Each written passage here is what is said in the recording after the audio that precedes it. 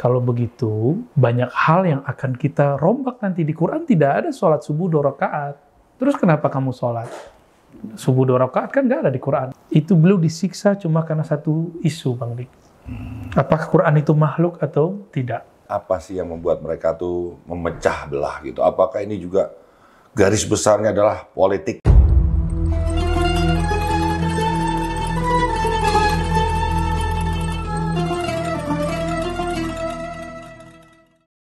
Astagfirullahaladzim.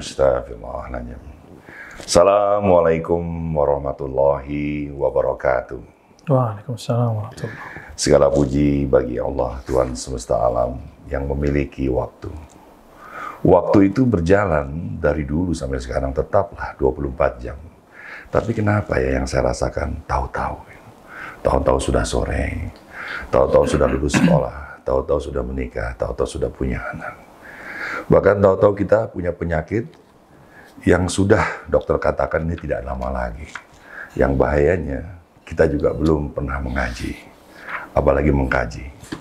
Dan teman-teman semua, kita hari ini tidak sendiri dan kita akan ditemani oleh guru juga sahabat.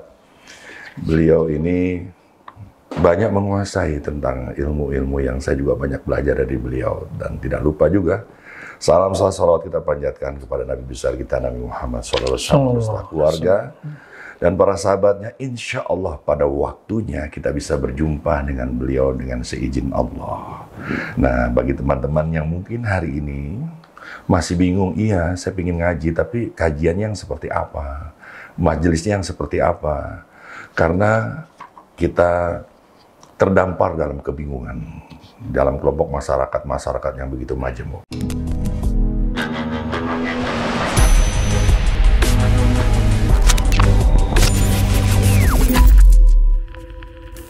Hari ini tema kita adalah 73 golongan sesat kecuali satu. Bersama Buya Arazi Hazim. Assalamualaikum Buya. Salam Bang Dik. Ada yang beda nih kopiannya. Iya, biar kayak Buya. Mudah-mudahan bukan hanya topinya, tapi juga ilmunya. Amin, amin. Warnanya hitam, warna Mekah juga, Ka'bah juga hitam, warna kesucian. Ya, tahajud juga malam, warna keselamatan ya. Buya, ini kita mau berbicara tentang di akhir zaman, tapi dengan 73 golongan. Ini memang topik yang menarik sekali, Buya. Karena setahu saya Islam itu satu, syahadatnya asyhadu alla ilaha illallah wa asyhadu anna muhammadar rasulullah. Tapi kenapa bisa terpecah menjadi 73 golongan? Yang pertama saya ingin tanyakan, Buya. Mungkin teman-teman yang ada di channel Rumi Cafe Jakarta juga ingin bertanya pertanyaan yang sama. Yang dimaksud golongan ini apa ya? Mazhab kah? Ini aliran kah? Apakah nanti Islam akan berpartai-partai? Ya, Buya, apa yang disebut golongan, Buya? Baik, bismillahirrahmanirrahim. Alhamdulillah, wassalatu wassalamu ala sayyidina rasulillah ma ba'du. Kata golongan dalam hadis itu disebutkan dengan beberapa istilah. Ada istilahnya millah. Millah. Ada istilahnya firqah. Firqah. Ada mazhab. Mazhab. Yang dimaksud di sini adalah firqah. Firqah. Firqah dari kata faraq. Faraq itu artinya perbedaan. Maka Sayyidina Umar disebut Al-Faruq. Al-Faruq. Karena yang sanggup membedakan antara yang zahir, yang batil, yang gelap, yang terang. Tadi kalau mazhab itu apa, Buya? Nah, mazhab itu adalah pemahaman imam dalam mengkompilasi dalil-dalil Quran dan Sunnah dan pemahaman para sahabat tabi'in, lalu mereka susun supaya umat mudah memahami teks.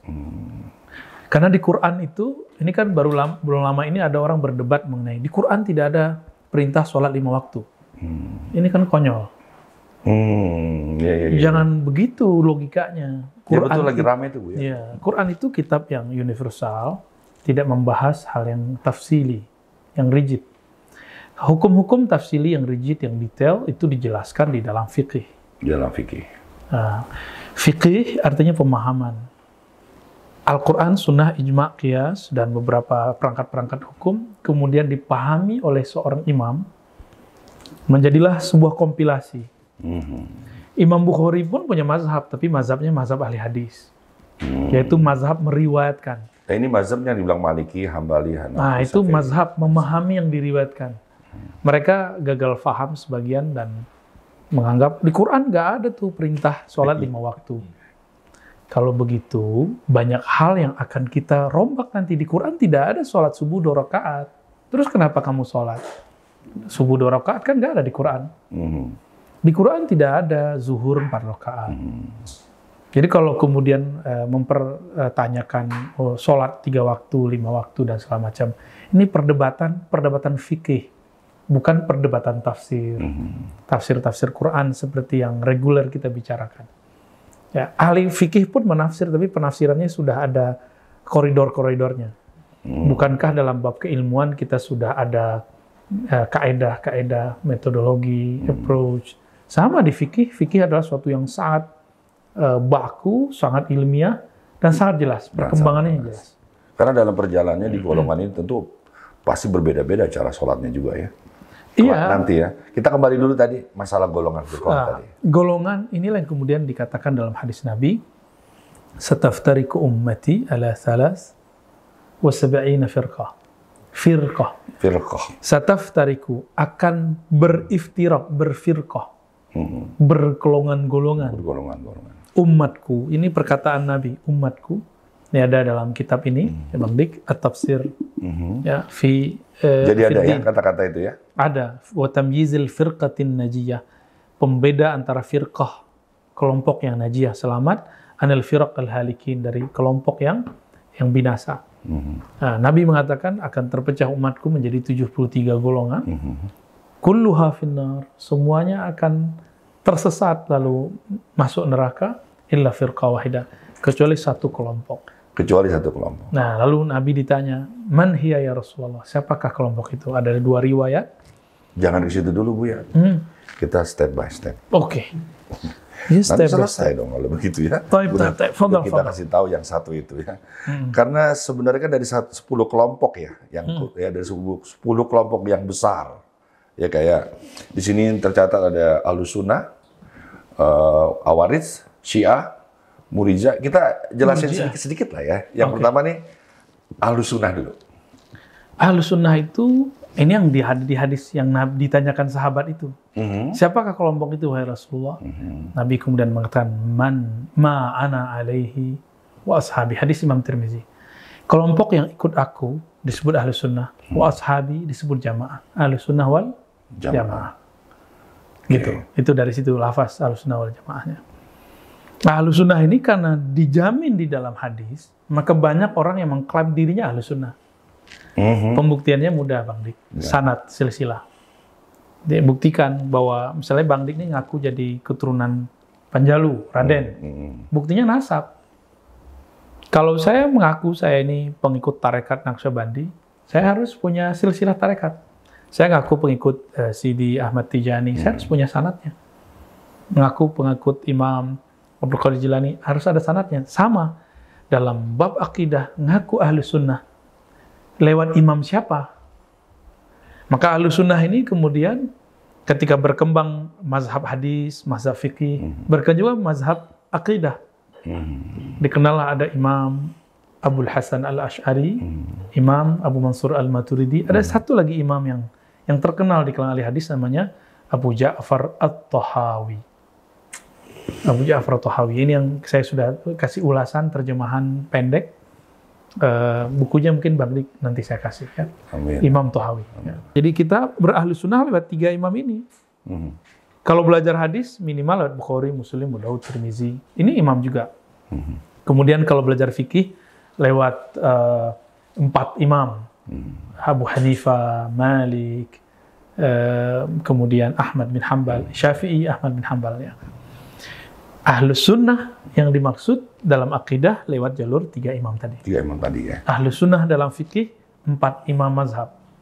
Ahlussunnah dalam hadis itu beberapa imam al-hadis yang saya sebutkan barusan. Kelompok yang lain Bu ya. Kedua.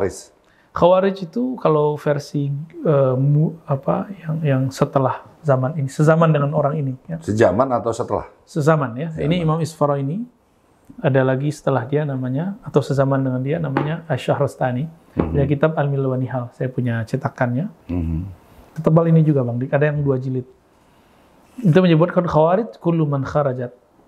Semua yang kelompok yang keluar dari imamah as-sahihah, kepemimpin yang sahih, pemimpin yang sah. Jadi pemberontak mereka ini. Pemberontak. Nah, ini secara umum oleh Imam Syahrastani. Tapi Khawarij ada penjelasan lebih detailnya. Kelompok yang meletakkan bab furu, cabang, masuk ke dalam bab usul pokok. Oh, ya. Kan pokoknya imam tasdik, iman itu tasdik. Saya percaya. Cabangnya 2, mengikrarkan lalu mengamalkan. Ikrar dan amalan di situ ada pilihan politik. Bang Dik nyoblos, mengikrarkan saya pro fulan. Dan ini dijadikan keberhasilan Khawarij ini mengacaukan sahabat Nabi. Ini kemudian diulang di negeri ini. Di Amerika sempat berhasil, isu-isu yang dipakai oleh buzzer-buzzernya Donald Trump itu sama. Buzzer-buzzer yang kemudian berkembang, saya nggak tahu ini mereka dari mana nih, apakah sengaja mau menghancurin negeri kita. Dari sini ya? Oh. Itu spirit dari Khawarij. Khawarij itu bagi mereka beda pilihan, beda politik, beda iman. Beda iman. Ya. Nah, hati-hati Bang Dik. Dan itu sudah hampir berhasil. Di puncak imannya apa yang perbedaannya gue? Iman kita kan sama, asyhadu an la ilaha illallah wa asyhadu anna Muhammadar Rasulullah. Tapi bagi mereka ini tidak sah kecuali pilihan politiknya sama. Masya. Begitu ya? Kalau dulu kan cuma ada kelompok yang lagi sekarang ditangkap Jemaah Islamiyah misalnya. Ini kan kelompok yang mereka ingin buat negara sendiri. Kalau ini enggak, dia di dalam lebih parah lagi. Beda pilihan, beda iman. Beda pilihan nggak usah disolatin. Kayaknya pernah berhasil mereka itu di negara berhasil, ini ya. Dan itu berhasil. Menjatuhkan salah satu pemimpin lah. Kita nggak tahu siapa itu ya. Kalau Syiah? Syiah itu kelompok yang mereka mencintai Ahlul Bait di atas segala-galanya. Ahlul Bait ini keluarga Nabi, khususnya Sayyidina Ali, Fatimah, Hasan, Hussein, Khadijah. Yang 3 lagi sahabat Nabi diabaikan. Itu mereka abaikan. Nah, jadi bisa begitu Bu ya? Nah, mereka kemudian mencaci maki, mengata-ngatai dan menuduh sahabat-sahabat yang 3 itu sebagai perampas kekuasaan Sayyidina Ali. Maka mereka yasubbu Sayyidina Ali. Yarfud artinya rafadah, menolak. Maka disebutlah kelompok mereka ini dengan Rafidah. Ini karena juga politik juga ya Bu ya? Ternyata politik. Jadi politik itu sangat berkaitan dengan kemunculan aliran-aliran itu. Tidak ada ahli sejarah yang menyangkalnya. Ya. Ada kelompok di belakang Syiah ini, kebalikannya namanya Nasibah. Nasibah ini pro para sahabat tapi anti keluarga Nabi. Ada juga. Nah, kelompok ini sudah mulai muncul sekarang. Keder nih saya Bu ya. Di sini nggak ada Sunni tapi bisa ngejelasin sedikit Bu ya. Kelompok Nasibi ini gini, misalnya kalau kita bilang torikot saya, zikir saya dari Sayyidina Ali, oh ente Syiah gitu, kita langsung dituduh Syiah sama dia. Padahal tidak semua orang yang punya sanad zikir kepada Sayyidina Ali itu disebut Syiah. Ahlus Sunnah mencintai sahabat Nabi semua, apalagi Ahlul Bait. Ahlul Bait versi Syiah cuma yang tadi. Bagi kita Ahlul Bait itu termasuk istri-istri Nabi. Dan semua sahabat Nabi itu adalah ashab dan kita nggak boleh mencaci maki mereka. Jangankan gitu Bang Dik, sibabul muslim fusuk, mencaci maki sesama muslim fasik. Apalagi mencaci maki para sahabat. Apalagi mempertanyakan Abu Hurairah, mengkritisi wujud Abu Hurairah, mempertanyakan sosok Khadijah, mengata-ngatai Sayyidina Umar. Ini bagi saya sudah sangat berlebihan. Nah, kelompok yang mencoba untuk menjelek-jelekkan sahabat, maka mereka disebut Rafidah. Syiah Rafidah. Nah, Syiah ini terbagi 3 juga Bang Dik. Ada Syiah yang tidak Rafidah. Itu ada di Yaman, namanya Syiah Zaidiyah. Kitab-kitabnya dipakai di Indonesia tanpa disadari oleh kiai-kiai di Indonesia. Subulus Salam, karya Son'ani, itu merupakan karya ulama Syiah. Syaukani, dipakai di Indonesia. Pesantren-pesantren coba tanya Kiai, di dalam lemarinya ada kitab judul Nailul Autar. Itu yang ngarang seorang Syiah Zaidiyah. Tapi dekat dengan tradisi Sunni. Nah, mereka ini tidak menghujat sahabat Nabi. Mereka cinta kepada Sayyidina Ali dan memuliakan Sayyidina Ali di atas Sayyidina Abu Bakar, tapi tidak mencaci Sayyidina Abu Bakar, Umar, Utsman. Nah, mereka disebut dengan Syiah Zaidiyah. Mereka masih dianggap bagian separuh diri mereka itu Ahlussunnah. Gitu. Ya. Teman-teman, ini kalau belum paham, pause, ulang aja, ya. Karena saya juga bingung. Enggak, saya juga bingung dengan beliau. Beliau ini mungkin belum keluar negeri belajar di mancanegara, baru di alam Jabarut Al-Ciputat ya. Tapi menguasai semua ini seolah-olah dia pernah tinggal lama di situ. Luar biasa. Buya, ini kan ada 73 golongan, kita tidak mungkin menjelaskan satu persatu. Dari kelompok yang besar 10 ini, ada juga Murji'ah. Murji'ah itu sekarang boleh disebut liberal. Kebalikan Khawarij. Kalau Khawarij itu persoalan politik yang merupakan cabang, bukan urgen, itu ditaruh di bab iman, bab pokok iman. Maka beda politik, beda iman. Kalau Murji'ah kebalikannya. Selonggar-longgarnya Bang Dik. Orang maksiat, orang bahkan menyembah berhala selama di kolbunya tidak menyembah kecuali Allah. Jadi maksiat boleh-boleh aja, yang penting suka sama suka. Oh, enak bener. Ya gitu. Mereka ini suka a priori, suka ya boleh saya sebut memain-mainkan ayat-ayat Allah lah. Suka ngancem-ngancem, suka nggak takut sama neraka, nggak mengindahkan surga. Jangan-jangan ini kelompok panitia surga neraka bukan yang benar. Kalau yang panitia surga tuh Khawarij. Khawarij itu ya. Kalau ini lawannya. Lawannya ya. Lawan yang ngejekin panitia surga, ini dia Murji'ah. Karena ini kebalikannya. Kebalikannya dia. Iya. Ya, itu banyak juga sekarang tuh yang mempertanyakan sholat 3 waktu atau 5 waktu itu jangan-jangan masuk Murji'ah itu. Murji'ah ya. Sekarang mungkin disebut neoliberal. Ya, ini udah 4 ya. Mu'tazilah. Mu'tazilah ya, I'tazil artinya yang menjauh. Mu'tazilah itu dulu didirikan oleh Wasil. Mana, Bu, ya? Nah, ini yang mau saya jelasin. Jadi Hasan Al-Basri, murid Sayyidina Ali, Imam Ahlussunnah, dia menjelaskan satu persoalan mengenai surga neraka. Lalu tiba-tiba ada orang bertanya, nguji dia, namanya Wasil bin Atha. Lalu Sayyidina Hasan Al-Basri agak loading menjawabnya, karena beliau sedang berpikir mau dijawab begini atau begini. Belum selesai, belum menjawab, sudah kemudian pertanyaan itu dijawab sendiri oleh orang ini dan dia merasa lebih pintar dari gurunya. Pertanyaan apakah, Bu ya? Tentang mengenai status orang yang mati, dia beriman, bermaksiat, mati sebelum tobat. Di mana posisinya? Bagi Wasil ibn Atha, si penanya, dia akan berada di situ manzilah. Ya, statusnya bukan mukmin, tapi juga bukan kafir. Statusnya bukan mukmin, bukan kafir. Nah, ini manzilah itu posisi status. Mukminkah dia? Dia bermaksiat. Kafirkah dia? Loh, dia beriman. Terus apa dong? Ya sudah, antara iman dan kufur. Wasil bin Atha ini kemudian punya ajaran baru yang tidak pernah ada di zaman Nabi, namanya al-manzilah baina manzilatain. Manzilah, posisi, status yang bukan mukmin, bukan kafir. Tapi bagi pengikut Wasil setelah itu, mereka ini kekal di neraka. Gitu. Nah, Mu'tazilah ini, mereka kemudian merumuskan apa yang disebut usul khamsah, 5 pokok ajaran mereka.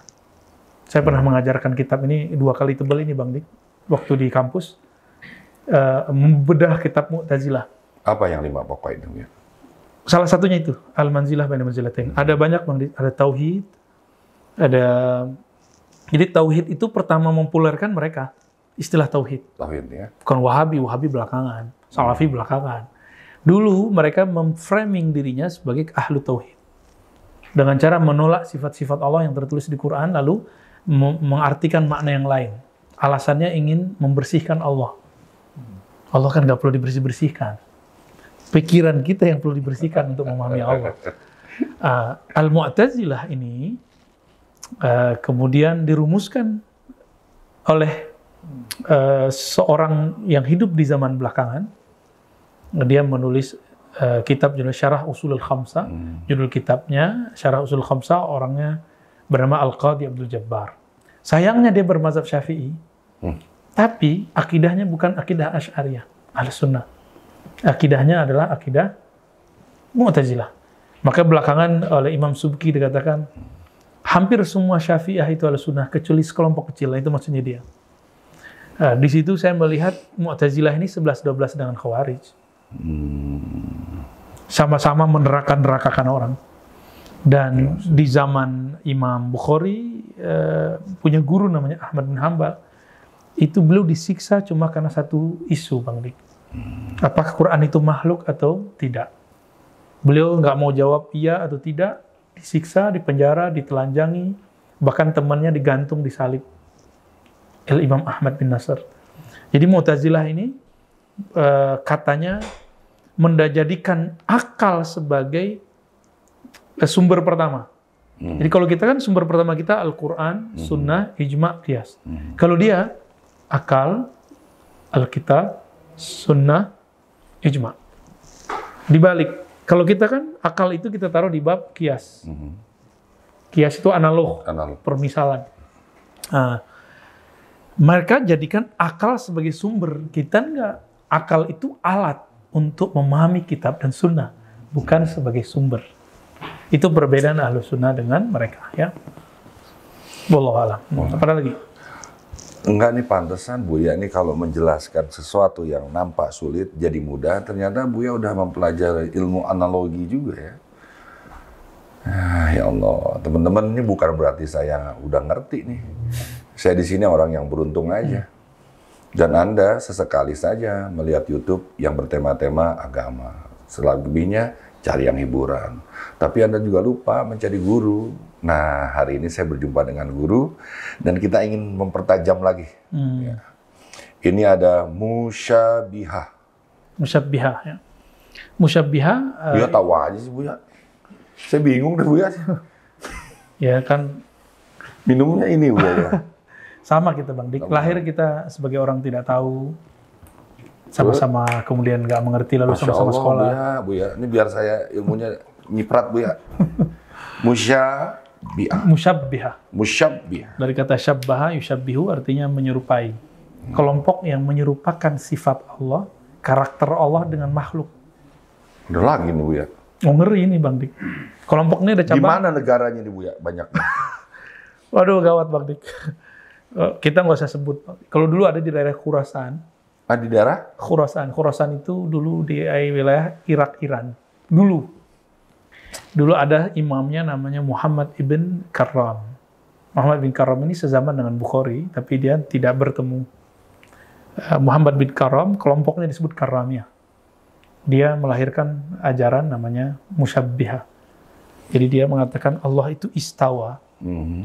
Dalam artian istawa itu julus wal istiqrar, duduk. Allah itu punya tangan, tapi tangannya bukan fisik. Jangan-jangan dia mengartikan dari Al-Quran secara letterlek ya?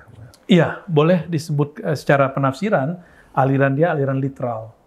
Jadi memahami suatu teks berdasarkan harfiah. Letterlek kalau bahasa Om ganteng doang. Iya, siap-siap. Om ganteng doang.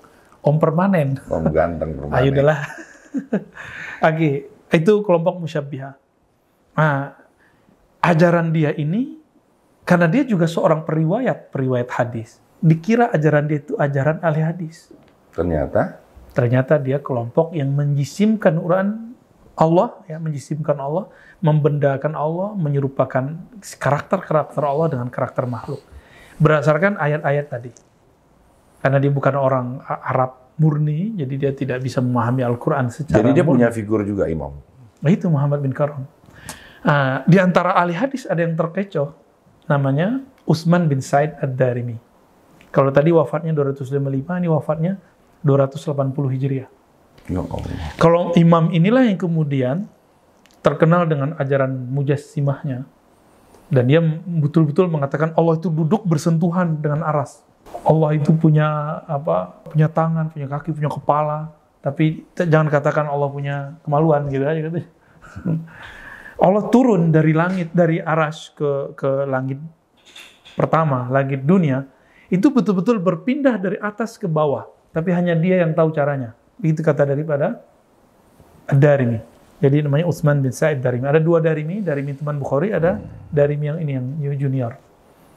Karena dia dulu pernah bertemu dengan Imam Ahmad bin Hanbal. Dikira itu ajaran Imam Ahmad, padahal Imam Ahmad tidak pernah membahas itu. Nah, dari sinilah muncul kemudian kelompok Mujassimah. Kemudian ada yang separuh-separuh Mujassimah. Ya, nggak full Mujassimah, maka lahirlah kemudian masuk pengaruh ajaran Darimi ini ke dalam ajaran Syekh Ibn Taimiyah. Tapi dalam soal praktek sholatnya sama. Sama. Kitab-kitabnya sama dengan kita. Yang beda itu penafsirannya, Bang Dik.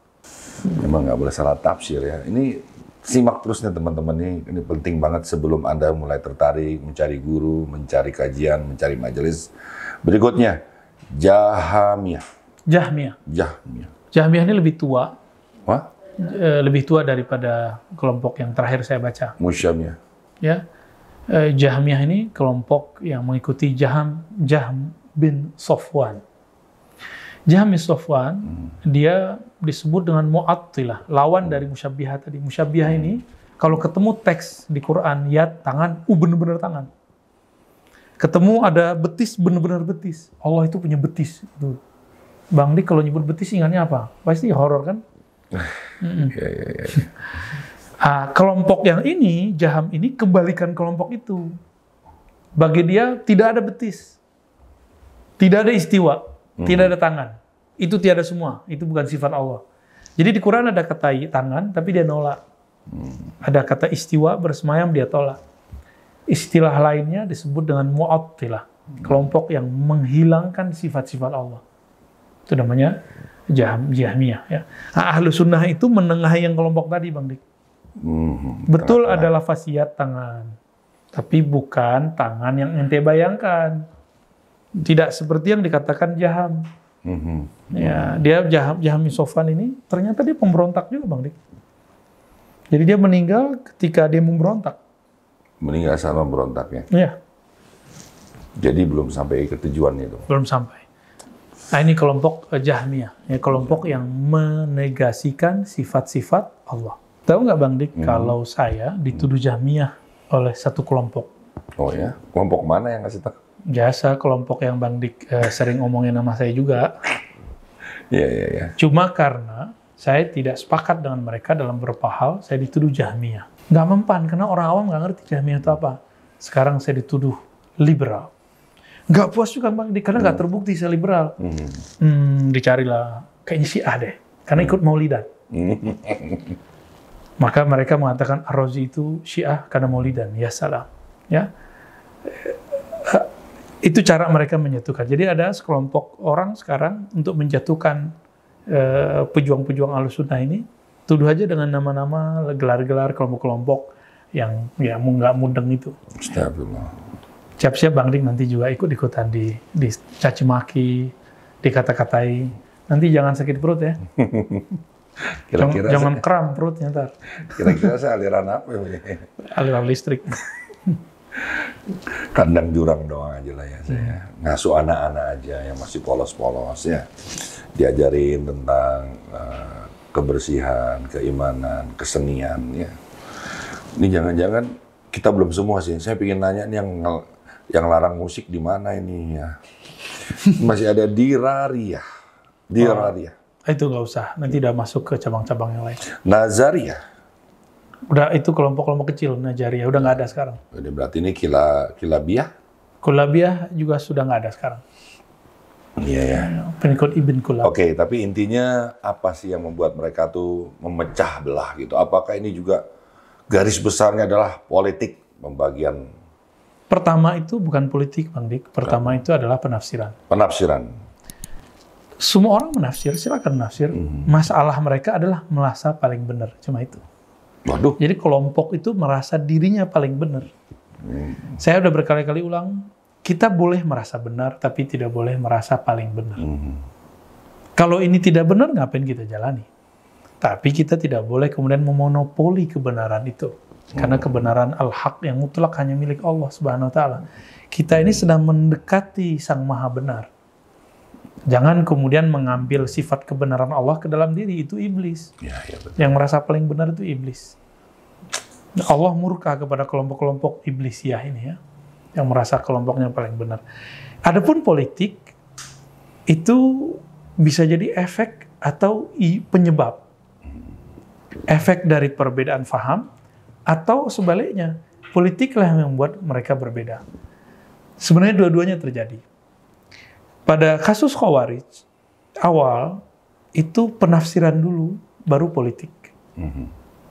Kalau pada kalangan Syiah, politik dulu, baru pemahaman. Jadi Syiah itu awalnya adalah perbedaan politik. Mereka pro Sayyidina Ali, tapi kok Sayyidina Ali malah jadi khalifah keempat, bukan pertama. Nah, maka kemudian menjadi momok di kalangan mereka. Asumsi-asumsi politik, pilihan-pilihan politik mereka, kecenderungan politik mereka kepada Sayyidina Ali, Bang Dik lihatlah kemarin. Bagaimana cara menghancurkan calon A lalu calon B. Calon A punya buzzer menghancurkan calon B, yang B punya buzzer menghancurkan calon A.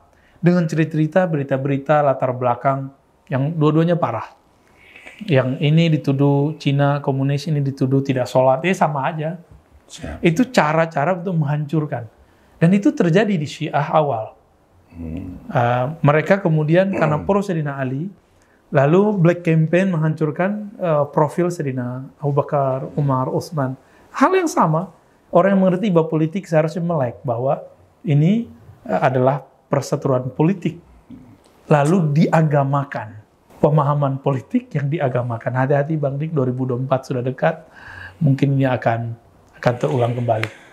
Ya, peringatan ini bukan hanya untuk saya ya, tapi buat teman-teman agak cerdas sedikit lah. Jangan sampai kejadian-kejadian yang lalu terulang lagi. Buya, saya ingin tanya sikap saya ini, Buya. Puasa itu kan baik, Buya. Ya. Bahkan berat bagi sementara orang yang mungkin punya kebiasaan merokok dan ngopi gitu ya. Berarti di situ aja dia bisa nggak makan tuh ya. Tapi saya pikir puasa anak-anak juga puasa ya. Ini ada pertalian dengan tadi merasa dirinya paling benar. Tapi ternyata ada yang lebih berat dari puasa makan dan minum, Bu ya, yaitu puasa kebenaran. Jadi kita tidak salah, disangka salah. Maka kita jangan langsung menjelaskan bahwa kita tidak salah, karena Allah melalui waktu, ruang dan waktu pasti akan dijelaskan masalah itu. Nah, orang yang tidak merasa dirinya bahwa dia juga nggak salah, tapi dia malah mencurigai, jangan-jangan kebenaranku ini merupakan pembenaran. Dia mencurigai dirinya sendiri. Katanya, Bu ya, orang yang tidak merasa benar, padahal dia juga tidak salah, maka yang maha benarnya akan menginap sebagai kebenaran yang absolut. Wow. Ucapannya jadi benar, pandangannya jadi benar, semuanya pemikiran jadi benar. Itu untuk mendapatkan kebenaran yang datang dari yang maha benar. Cuma kan terpaan, omongan, hinaan itu kan berat sekali, Bu ya. Lalu saya berpuasa kebenaran. Gimana, Bu ya, sikap itu? Wow, keren itu Bang Dik. Keren kan pakai dasi, Bu ya, biasanya. Keren itu kan nggak harus pakai dasi. Oh iya. Bang Dik pakai kopiah hitam sekarang keren sekali ya. Gimana, Bu ya? Allah yang maha absolut kebenarannya, itu tidak boleh disaingi. Maka siapapun yang merasa dirinya paling benar, dia sedang menyaingi Allah. Ya, ini dia sedang menjadi sekutu, dan itu berbahaya. Hamba-hambanya ini sedang mencari kebenaran. Ketika seorang hamba mengatakan dirinya paling benar, maka dia akan menutup hati, menutup diri, menutup pikiran dari percikan kebenaran yang ada pada orang lain. Kebenaran itu, Bang Dik, ibarat circle, daerah, lingkaran. Kita ketika hendak memahami sesuatu, kalau alatnya bagus, ketenangannya dalam, tekniknya dapat, maka kita bisa memanah, nembak, hampir mengenai jantungnya kebenaran. Tapi ada orang-orang yang masih kagok, baru beberapa tahun ini hijrah. Ada yang sudah S1, S2, S3, ada yang sudah nyantri, ada yang hafal, ada yang hafal lalu tidak mengerti, ada yang hafal lalu mengerti. Ini akan berbeda. Bang Dik sering mengatakan bahwa umur saya sekian, itu kan nggak jaminan. Dan Bang Dik sudah merasakan sendiri bahwa umur tidak jaminan. Yang jaminan itu adalah kita berguru kepada siapa, kita punya komunitas siapa. Nah, jadi sudah benar ketika Bang Dik mengatakan saya puasa kebenaran, karena yang maha benar hanya Allah. Tapi setelah mencapai itu, kita boleh merasa benar, tapi tidak merasa paling benar. Siapa tahu kebenaran ini akan disempurnakan oleh Allah. Yes. Dengan berguru, bertukar pikiran, berdiskusi, kritik mengkritik, nasihat menasihati. Oke, Buya. Buya, saya ingin tahu sikap Buya sekarang. Saya sering banget nih Buya kalau ketemu orang, ya beda aliran nih kayaknya. Kenapa? Celana jingkrang? Ya begitu deh. Buya mah enak ngomongnya, berani ya. Kalau saya, kalau udah digituin, ditulis-tulis segala macam gitu di WA, ya percuma juga, saya nggak pernah baca ya. Buya, apa reaksi kita ini Buya? Apa kita beri penjelasan, apa kita diam saja, menyingkir? Yang paling bijaksana. Ini saya tanya tentang sikap Buya ya. Sikap saya, kalau dia sudah mulai caci maki, fa'arid anil jahilin. Allah mengatakan, berpalinglah dari orang jahil. Karena orang-orang yang suka caci maki, di dalam dirinya ada jahiliyah. Kita nggak usah layani. Kita nggak usah kemudian tertarik untuk berbicara dengannya. Karena berbicara dengan orang jahil tidak ada untungnya. Al-Imam Syafi'i pernah dicaci maki di zamannya. Berdasarkan ayat ini, Imam Syafi'i mengatakan, seandainya aku berdebat dengan orang pintar, pasti aku kalahkan dia. Tapi jika engkau mendatangkan orang jahil kepadaku, pastikan akulah yang kalah. Jadi Imam Syafi'i merasa dirinya pasti kalah kalau ketemu orang jahil. Jahil itu dia menutup pikirannya, hatinya, dirinya dari kebenaran dari orang lain. Kalau Imam Syafi'i ketemu orang begini, beliau langsung aku kalah, gue kalah. Artinya kita nggak usah debat. Gitu. Apalagi di sekarang kejahilan itu sudah dijadikan sebuah tradisi. Tiap hari orang memberikan komentar, netizen segala macam. Sadaqallahu ala maqalahu netizen. Ya. Yang paling benar itu. Maha benar netizen dan segala kata-katanya. Apakah kita akan sakit karena netizen mencaci maki? Apakah kita akan girang ketika netizen senang? Gak usah, Bang. Yang perlu kita hidupkan di sini adalah merasa memandangnya, merasa dipandang oleh Sang Maha Kebenaran. Jadi saya sendiri sudah nggak lagi menghiraukan orang yang caci maki saya atau orang yang muji, insya Allah. Jadi hindari ya? Bagi saya sama aja, karena dalam pujian itu belum tentu dia muji saya. Nah, dia sedang memuji dirinya sendiri. Kita berhadapan dengan kelompok itu, kalau mereka ingin berbicara baik-baik, maka kita gunakan ayat idfa billati hi ahsan. Ayo tanggapi dengan cara yang terbaik. Karena ada sebelum ini orang nantang saya pegang kitab, Bang Dik. Dia pegang kitab, terus dia nantang saya. Ya, saya demen yang begitu-gitu. Berarti dia bisa dibenerin, atau saya bisa dibenerin pakai kitab. Tapi kalau pokoknya yang bener itu, nah, ya sudah, kita nggak bisa ngomong lagi sama dia. Pokoknya kata Allah dan Rasul, dia aja nggak hafal Al-Quran, ngomong kata Allah dan Rasul. Hadis sebanyak itu emang dia hafal semua. Kita sampaikan hadis, dia nggak terima. Ya. Saya pernah menyaksikan itu. Kira-kira begitu, Bang Dik. Iya, ini saya sebagai murid ngaku lah ya, Buya ini banyak ilmunya, ya. Jadi tahu kemana arah pembicaraan tamunya itu. Ya. Bahkan beliau ini orang duduk aja udah tahu dia ngindar, dia pergi. Saya di situ aja. Ya, ini ilmu apa itu ya? Ilmu loncat, Bang Dik. Ilmu loncat ya, ada mau nggak mau saya. Ilmu kabur. Bisa. Buya, ini ada hadis yang mengatakan, ini hadis Rasulullah ya. Perkataan Rasulullah, 73 golongan itu semua masuk neraka. Ya, kita mulai nih. Ya, mulai masuk ke dalam. Waduh, ya. Parah nih kalau 73. Terbagi dari 73 golongan, tapi 73 golongan itu masuk neraka semuanya. Kecuali satu. Kecuali satu. Siapakah itu? Siapakah itu? Nah, itu yang dalam hadis tadi, ma ana alaihi wa ashabi. Yang dia ikut ajaranku dan ajaran sahabatku. Semua ngaku begitu, Buya. Ya tinggal dibuktikan nasab sanadnya mana. Terus prakteknya gimana? Ikut Nabi bukan berarti saya cuma berjenggot. Karena jenggot juga ada di kalangan Yahudi. Darwin juga pakai jenggot. Nggak cukup jenggot. Gamis, lah orang Arab semua bergamis. Sarung nggak juga, apalagi celana jingkrang. Kan nggak ada di zaman Nabi celana jingkrang. Yes. Rasulullah itu pakai sarung. Maka kebenaran itu bukan berdasarkan jenggot dan celana jingkrang, atau kopiah begini, atau baju gamis begini, tidak. Kebenaran itu jika spirit yang kita punya mendekati Sang Maha Benar. Nah, Sang Maha Benar itu Allah SWT kemudian mentajalikan, menampilkan kebenarannya lewat baginda Nabi Muhammad SAW.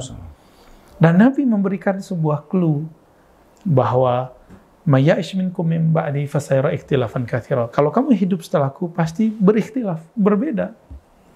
Lalu ada jalan keluarnya, Bang Dik. Jalan keluarnya, nah ini yang akan kita tutup nanti di akhir, yaitu alaikum bisunnati. Hendak kamu ikut sunnahku dan sunnat khulafa ar-rasyidin. Sunnahku ahlus sunnah, khulafa ar-rasyidin disebut jamaah. Gitu. Apa sunnahnya Nabi? Sunnahnya Nabi, lagi-lagi saya ulang, sunnahnya Nabi bukan celana jingkrang, bukan serban semata, bukan baju koko atau baju gamis, bukan sarung, bukan pakai tongkat, bukan pakai Al-Quran ada yang tanda hitam itu maksudnya, Bu ya? Wah, itu beda lagi, Bang Dik. Bukan jidat hitam juga, Bang Dik. Sayyidina Anas ketika dipanggil Rasulullah, wahai Anas, jika engkau sanggup masuk waktu pagi dan sore, tidak ada di hatimu kebencian kepada makhluk manapun, lakukanlah. Itulah sunnahku. Hadhihi sunnati. Inilah sunnahku. Jadi sunnah yang Nabi sebut malah nggak dipakai. Baru pakai celana jingkrang, baru mengharamkan musik, baru berjenggot, sudah berani kemudian menyalahkan kiai yang sudah membangun pesantren puluhan tahun. Ini aneh. Tapi ya faktanya ada.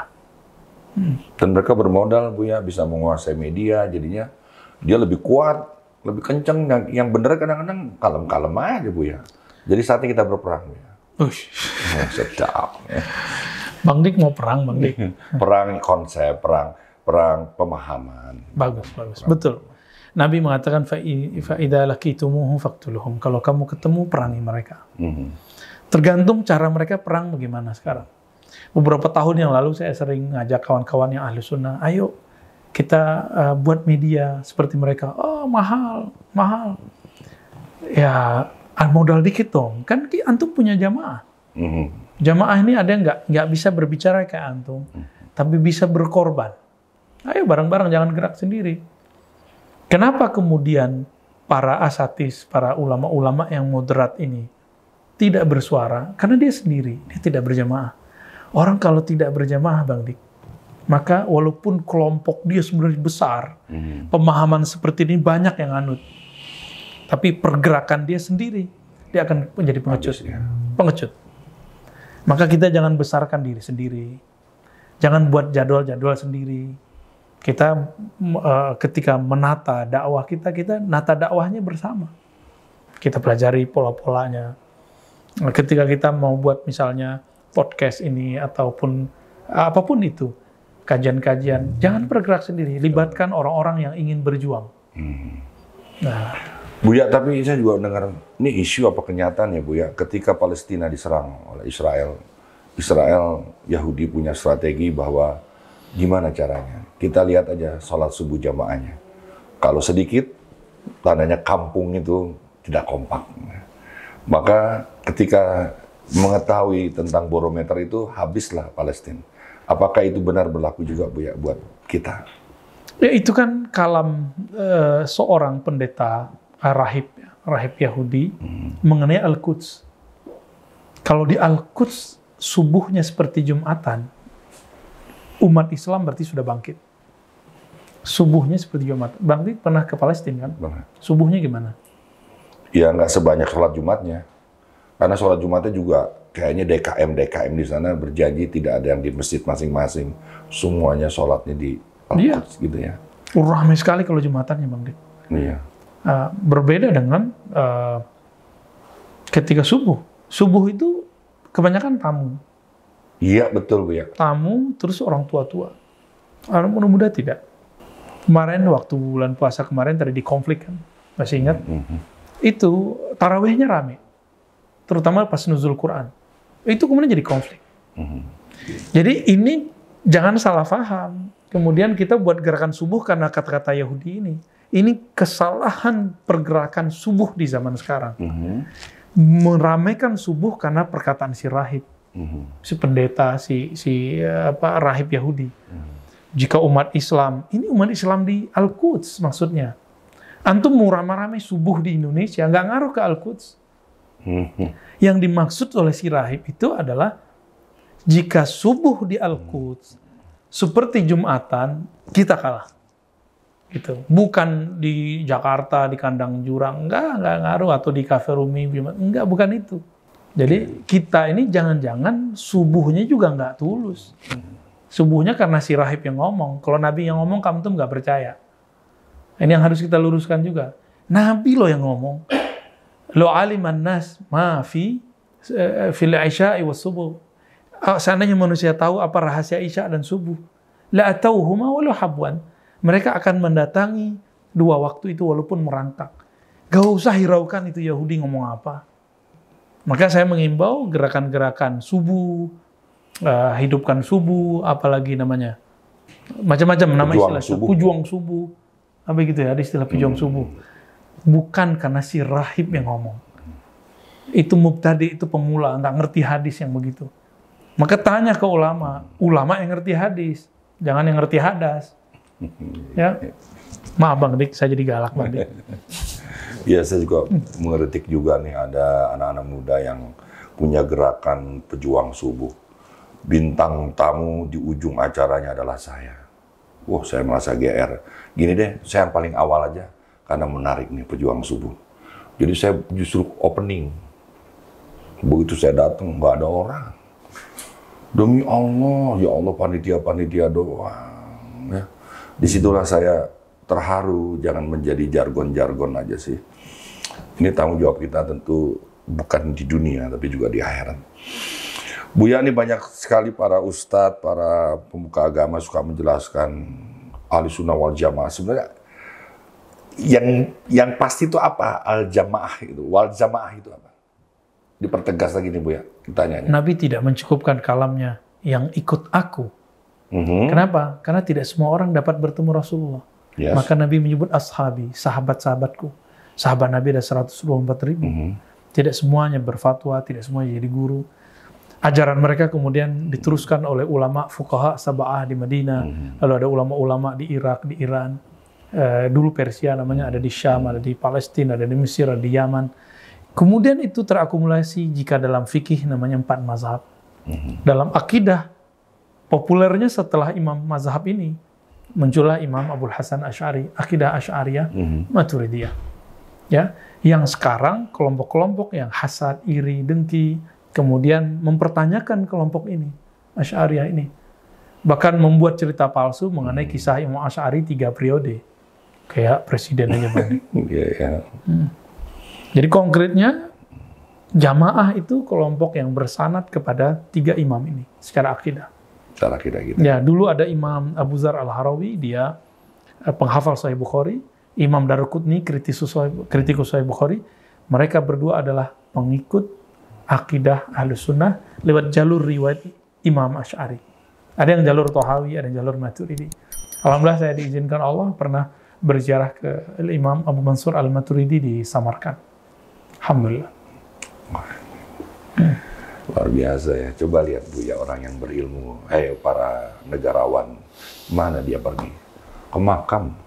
Jadi kalau Anda seorang pemimpin yang hebat, bukan membangun bangunan yang tinggi-tinggi, tapi memperbaiki makam-makam dulu, leluhur kita dulu. Ihdina syiratal mustaqim, syiratal ladzina an'am. Jadi orang-orang sebelum kita itu tolonglah dirawat ya. Buya, ini karena saya juga salah paham. Buya, kita kalau ke Nabawi kemana? Ke Nabi. Kenapa ke makam juga? Coba dulu kita diperbaiki nih. Khususnya nih tempatnya Cafe Rumi Jakarta nih yang ada di Tangsel, diperbaikilah makam-makam di Tangsel ini ya. Jadi saya bisa ziarah jangan jauh-jauh dari Buya. Buya nih dari tadi kan kita melihat beberapa golongan besar itu gara-gara politik. Saya ingin bertanya, apakah politik itu kejam? Itu lagu ya bukan ya? Apakah politik itu boleh di Islam itu? Politik itu boleh. Enggak, karena setahu saya nih Bu ya yang cetek ilmunya. Rasulullah juga berpolitik, tapi tidak berpartai. Ya, bahkan ketika ada Rasul, politik nggak laku. Karena dia adalah contoh dari segala perbuatan manusia yang benar-benar di... Tapi sekarang nih Bu ya, kita ngomong nih Bu ya. Gimana kalau udah Bu ya jadi... Caleg. Wah itu. Satu dulu deh, politik dulu. Yang bisa seperti Rasulullah hanya Rasulullah. Ketika sahabat Nabi ingin seperti beliau, mereka berbeda penafsiran. Nabi wafat, sudah muncul dua partai. Muhajirin, Ansar. Orang-orang Ansar karena merasa pribumi, mereka mengangkat seorang sahabat yang dulu pernah dikirim Nabi menjadi diplomat. Kemudian Abu Bakar datang, Abu Bakar baru pulang. Dia sowan kepada Rasulullah sudah wafat, dicium keningnya, lalu datang ke tempat Umar yang sedang berkonflik dengan orang-orang Ansar, Umar Muhajirin. Abu Bakar kemudian membacakan sebuah hadis, Al-Aimah min Quraisy. Imam itu harus dari Quraisy, bukan dari Ansar. Maka orang Ansar karena yang berkata Abu Bakar, bukan Umar, maka semuanya mundur, bahkan yang tadi sudah diangkat menjadi pemimpin pun ngambek dikit 40 hari. Habis itu dia ikut bayat kepada Abu Bakar. Ya sedih lah Bang Dik, udah diangkat atau diturunin. Ada pergesekan itu, tapi dua partai, Muhajirin, Ansar. Rasulullah tidak ada partainya. Dulu cuma hanya Nabi, musuh Nabi. Kemudian ini terjadi lagi. Abu Bakar, Umar ini kan satu paket. Di masa Umar mau wafat, maka beliau menghidupkan apa yang disebut Ahlul Halli wal Aqdi, perwakilan. Kayak MPR di zaman Soeharto dulu. Ada perwakilan-perwakilan dan mereka kemudian mengusulkan calonnya untuk maju. Jadi tidak pemilihan langsung, tapi pemilihan dari perwakilan itu. Muncullah Sayyidina Utsman. Muncullah Sayyidina Ali. Karena Sayyidina Utsman menikahi dua istri yang merupakan anak Nabi. Sayyidina Ali satu istri, itu juga anak Nabi. Dia lebih tua, Sayyidina Ali lebih muda, maka didahulukan Sayyidina Utsman. Terjadi pergesekan Bang. Yang pro Ali kemudian kecewa. Tapi Sayyidina Ali mundur. Tetap saja gerakan politik ini jadi ramai. Walhasil, Sayyidina Utsman pun kemudian terbunuh. Di rumahnya sendiri lagi baca Quran. Ya, kemudian muncullah gejolak. Sayyidina Utsman ini meninggal, lalu pro Sayyidina Ali. Calon yang lain tidak ada yang kuat. Tolha Zubair sudah lemah. Mereka kemudian membayat Sayyidina Ali. Tapi Tolha Zubair kemudian berpikir lagi. Kayaknya ada nggak benar nih. Kapan mereka membayat Sayyidina Ali? Di saat semua sahabat-sahabat utama yang pro Utsman sedang haji dan umrah. Ini betul-betul intrik-intrik politik di masa sahabat itu sangat-sangat luar biasa. Pembunuhan Sayyidina Utsman itu dari tanggal 1 Zulhijjah sampai tanggal 10. Antara itu. Itu sahabat semuanya sedang haji umrah. Semua gubernur-gubernur yang ada bersama Utsman ikut Utsmannya di Madinah. Kecuali satu gubernur namanya Muawiyah. Dia tidak ikut umrah, maka dia tidak ikut berpolemik saat itu. Tolha Zubair cepat-cepat datang, mendatangi Aisyah dan semua gubernur Utsman, mengabarkan Utsman telah mati, lalu Ali dibayat. Itu pergolakan yang luar biasa. Muncul hoax. Yang membunuh Sayyidina Utsman adalah Sayyidina Ali. Dia dengan tangan dinginnya berpura-pura menjadi seorang yang penyelamat, lalu menyelamatkan itu. Kenapa? Karena mereka punya teori. Yang paling diuntungkan dengan kematian Utsman adalah Ali. Maka Ali adalah pembunuh Utsman. Sampai begitu. Sampai sekarang dipercaya? Sampai sekarang mereka masih begitu. Akhirnya terjadilah pergolakan. Sayyidatuna Aisyah adalah orang yang pro Sayyidina Utsman. Talha Zubair tadi membaiat Sayyidina Ali, kemudian ikut Aisyah. Apa kata mereka? Wahai Ummul Mukminin, jika engkau perang, kami perang. Jika engkau angkat senjata, kami senjata. Jika tidak, kami mundur. Tapi desakan ini kuat. Maka Sayyidatuna Aisyah memimpin pergerakan pulang ke Madinah, tapi bawa pasukan bersenjata. Terjadilah di situ diplomasi, tapi diplomasi tidak selesai. Sampai sore, maghrib, tiba-tiba ada penyusup kita nggak tahu dari mana. Talhah dan Zubair, salah satu mereka dibunuh. Kalau lagi konflik begini, ada tokoh, wakilnya Aisyah dibunuh. Kira-kira yang dituduh siapa? Kelompok Sayyidina Ali. Tuh kan, benar kelompok Sayyidina Ali yang membunuh. Terjadilah perang. Disebut perang Jamal, perang onta. Karena Sayyidatuna Aisyah tidak boleh dilihat wajahnya, maka beliau di dalam tenda di atas onta.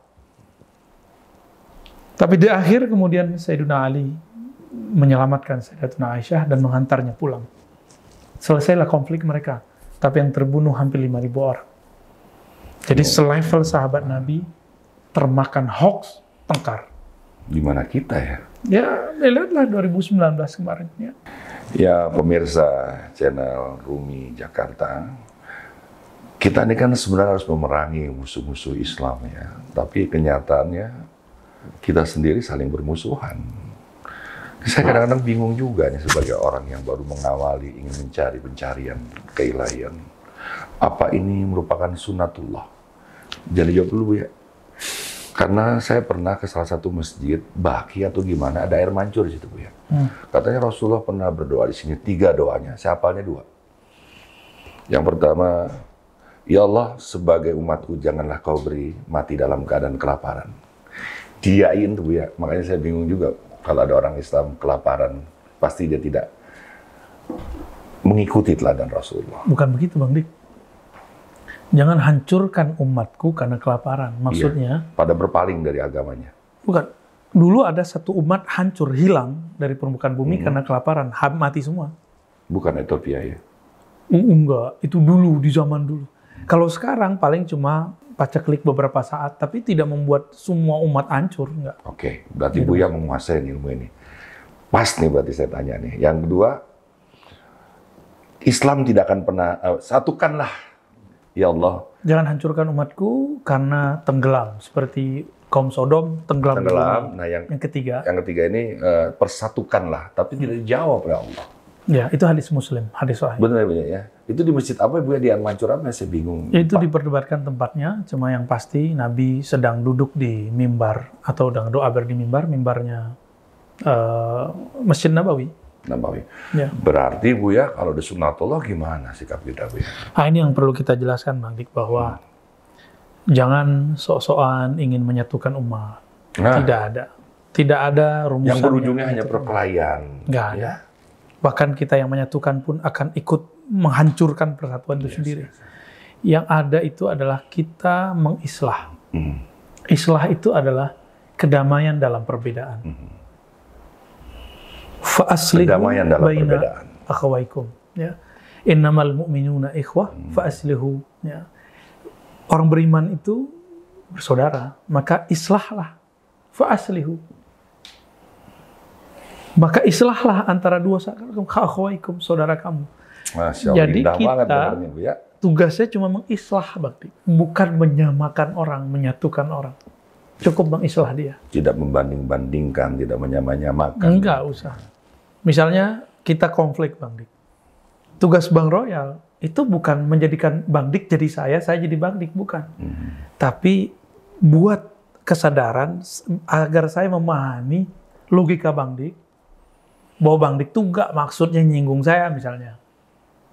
Sama, nanti saya juga begitu. Kira-kira begitu. Jadi ketika kita mengislah, yang dilakukan adalah menyamakan frekuensi asumsi, bukan menyamakan pendapat pribadi. Ada suatu tema, kita pasti berbeda. Pasti berbeda. Tapi kita sepakat untuk berbeda. Jadi ini adalah obatnya perpecahan. Ya, itu islah. Saya menganjurkan semua dai, semua pergerak yang tadinya ingin menyatukan umat. Coba baca-baca surah Al-Hujurat. Diulang-ulang, dibaca-baca kembali. Bahwa tidak ada namanya persatuan. Umat tak ada. Yang ada namanya islahul ummah. Makanya doa yang diberikan oleh Sayyidina Al-Khidir adalah Allahumma ansur umat Muhammad. Ya Allah bantu umat Muhammad. Allahumma aslih umat Muhammad. Ya Allah islah umat Muhammad. Bukan satukan. Nggak ada doa begitu. Nabi aja nggak bisa. Terus ente mau coba. Siapa kita mau coba-coba menyatukan umat? Saya makanya atas kesadaran itu kita kemudian mengedepankan ajaran Ahlus Sunnah karena sejauh ini Ahlus Sunnah inilah yang mau merangkul, mengislah. Di luar Ahlus Sunnah saya nggak ketemu yang mau merangkul. Kalau Ahlus Sunnah yang kemudian dominan, itu kelompok lain bisa hidup. Tapi terjadi perdebatan sehat gitu. Berdebat dengan Syiahnya sehat, berdebat dengan kelompok kebatinannya sehat. Berdebat berbeda politiknya pun waras. Cuma karena beda coblosan terus nggak mau nyolatin waktu meninggal kan itu aneh. Lama lagi udah mau periodenya ganti masih aja dendam Buya ya. Buya ini mungkin ada kalimat-kalimat akhir dari sebuah hikmah agar teman-teman di channel Rumi Jakarta sadar nih kita ini sudah di akhir zaman gitu. Nggak selesai perdebatan. Aduh, Buya mohon izin Buya. Sebagaimana umat itu hanya bersatu di zaman Rasulullah, maka nanti akan hanya bersatu lewat pewaris mutlaknya yaitu Al-Imam Al-Mahdi. Jadi dalam rangka menyongsong kemunculan yang akan diislahkan di hadisnya yuslihuhullahu fi lailah. Allah akan islah dia. Baru dia bisa mengislah umat. Bang Dik udah diislah Allah belum? Itu dia. Kan nggak bisa, kita harus diislah dulu kalbu kita, ruh kita oleh Allah, baru kita bisa mengislah umat. Lewat riyadhah, latihan, mujahadah. Bukan lewat gelar LCMA, doktor, buya, kiai, enggak. Itu gelar tidak dapat mengislah umat. Yang dapat mengislah umat adalah orang-orang yang ruhaninya mewarisi ruhani rahmatan lil alamin. Ini bukan rahmatan lil muslimin, Bang. Jelas bukan, tuh ya. Rahmat bagi alam semesta, bukan muslimin. Bukan satu kelompok. Untuk orang tarekat doang, satu tarekat doang. Atau satu kelompok doang. Enggak. Ini bagi alam semesta. Kolbu yang begini itu cuma kolbu Al-Imam Al-Mahdi. Karena kolbu beliau yang mewarisi kolbu Nabi. Kita ini syukur-syukur terpercik cahaya itu, sehingga kita mulai mengislah umat. Umat, baik umatul dakwah, umat yang belum Islam, atau umatul muslimin, umat yang sudah Islam. Jadi semua itu adalah umat Nabi Muhammad. Muslim, non-muslim, semuanya adalah umat Nabi Muhammad Sallallahu Alaihi Wasallam. Dan mereka berhak dapat kasih sayang dari Allah, kasih sayang dari Nabiullah, sebagai kasih sayang dari kita. Ya. Maka saya mengajak, mari sebarkanlah ajaran kasih sayang ini. Ajaran rahmatul alamin. Itulah obat dari semua perpecahan itu. Masya Allah, luar biasa. Senang ya melihat apa yang dikatakan Buya. Ilmunya semua telah dikuasai. Apakah pemimpin-pemimpin yang sekarang ini mengerti apa yang dimengerti Buya? Jadi ini pertanyaan akhir dan paling akhir adalah, andai Buya terpilih menjadi Bupati Sawangan. Nggak minat, Pak Dik. Ya kalau Buya yang menguasai ilmu ini nggak minat, dipilih lagi sama orang-orang yang nggak paham. Ini andai Buya. Sudah tidak ada lagi, saya begini kalau dipilih Buya, ya kan? Saya hanya memperhatikan janda-janda aja, ya kan? Buya, sikap kita kalau udah pasti Buya pingin, saya tidak ingin berpartai, karena nanti saya akan memperhatikan partai, mencukupi partai. Andai Buya tidak terpilih karena partai, Allah yang menghendaki.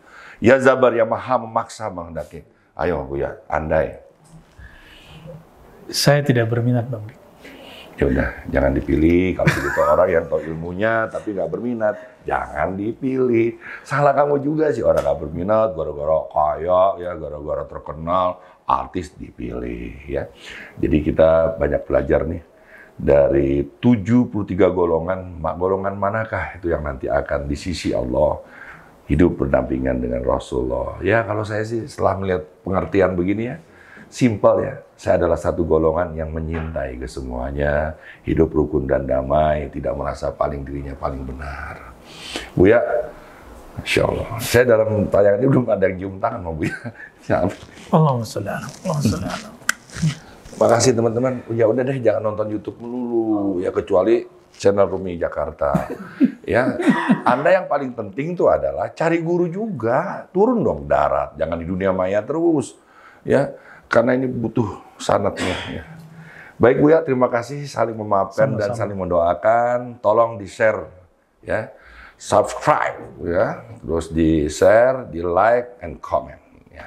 Saya Dik Doang mewakili seluruh kerabat kerja yang bertugas, yang megang payung dan megang tripod, juga kamera dan penulis naskahnya.